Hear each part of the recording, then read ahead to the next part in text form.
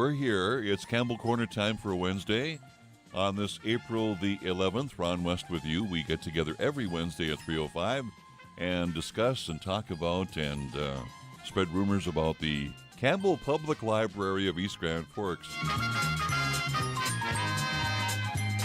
Spread rumors. No, we don't do that, Charlotte, do we? No, we don't. No.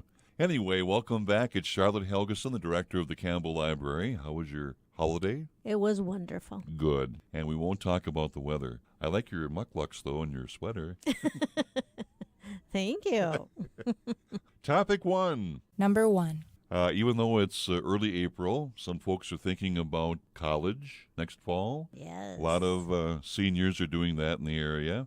And there's a scholarship available from the Friends of the Library at Campbell. And if you would tell me more about that.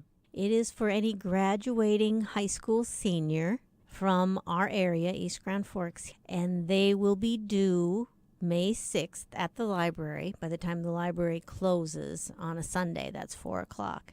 And the topic they need to write an essay about is what book you have read and how it has influenced you.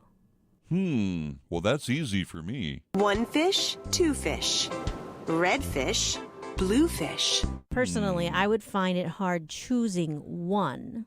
We already have one essay in immediately. A young lady must already have had one in mind and wanted to write about it. Okay. But we need to have them all in our hands by the 6th so that the board can read them and then decide on scholarships. Okay, it's one scholarship? It can be 1 or 2 or 3.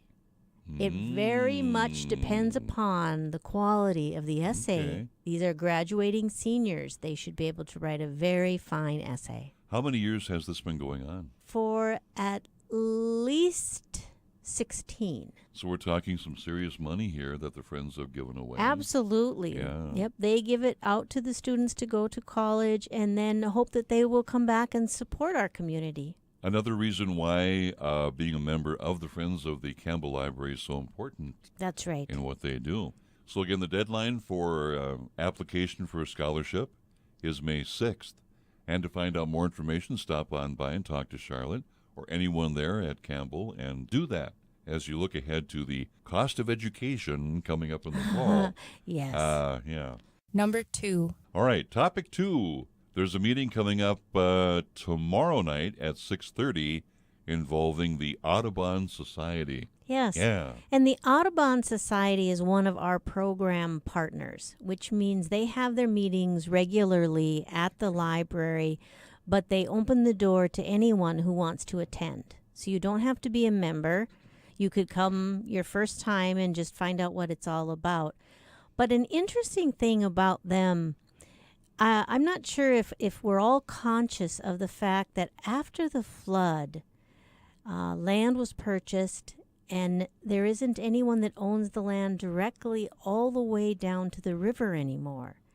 That was bought and redeveloped by the Corps through Grand Forks and East Grand Forks, and that's our Greenway, which is a wonderful place to go walking on our bike trail, to go check the birds, which Fishing. are now, making all kinds of noise, fishing. We have our campsite. And the Audubon Society keeps good track, and they will do bird sightings. So it's fun to come in and see what they're up to. It's a great meeting, plus there might be treats. You never know. All right, number 3. Number 27. Okay, we'll try it again. Number 3. Number 3.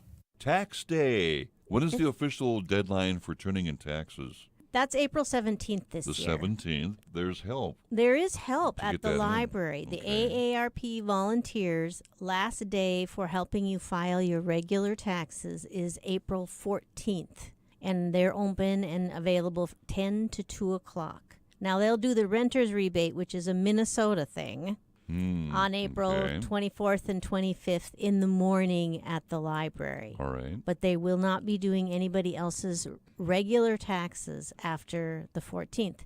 And I think tax day should have a theme song. It should.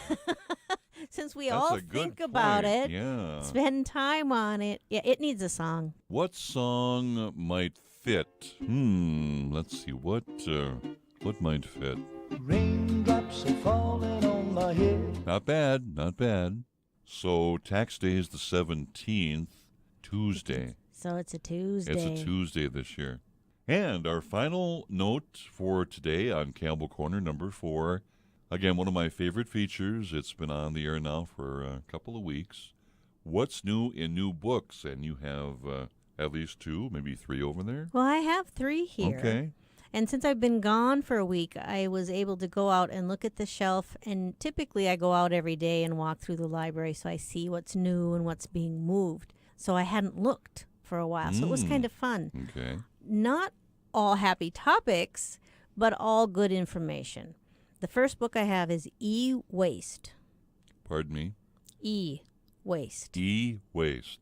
Okay. All the electronics that we're creating now have to be eventually put in a place. They're not biodegradable. No. It isn't something that evaporates. No. So we have to find a way to actually take them apart and dispose of the pieces. There's chemicals. Some of them have gold in them. Some of them are actually quite dangerous when they're opened up, and they can have access to our skin or to our eyes. So it is something that we have to focus on. All these things that now have little computer chips in them that never used to. So there's more and more all the time. This book is very good at explaining it, making it so that you can understand and not take for granted that you just toss this into the garbage. A good bedtime book. Well, if you're worried, it would help, dissuade some of that. E-Waste. By David Barker. All right. That's book number 1. Yes. Number 2.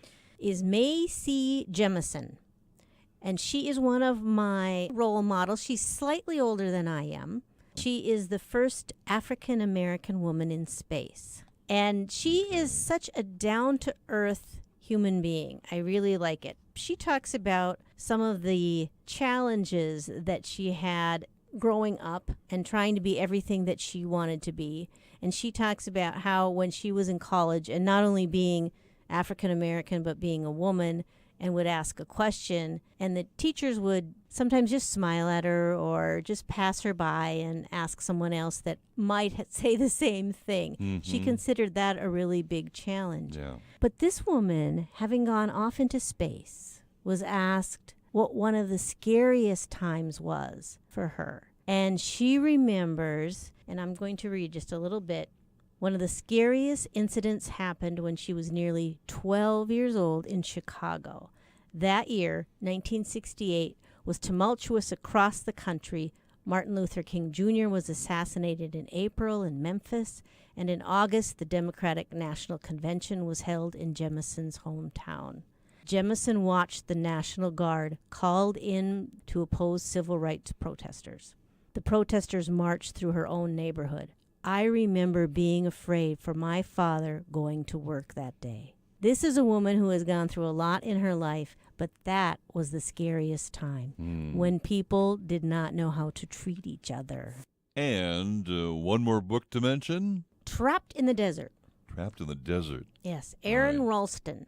Now, I'm not sure if you've heard that name or not. There was a movie made about a man who was caught in a canyon. A rock held his arm. He was in there for 5 days. This is a true story. True story.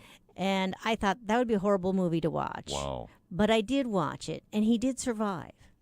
But this tells us how he survived, how he still likes to hike, how he doesn't want to discourage people from being in nature, but how they need to be prepared, because sometimes nature rolls a boulder down. Well, the old saying, you fall off the horse, you get back on the horse, right? That's right. Exactly. And he is an amazing role model and doesn't want to scare anyone by the story.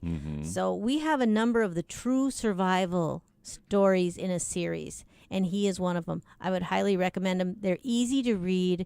Elementary kids could enjoy it. All right.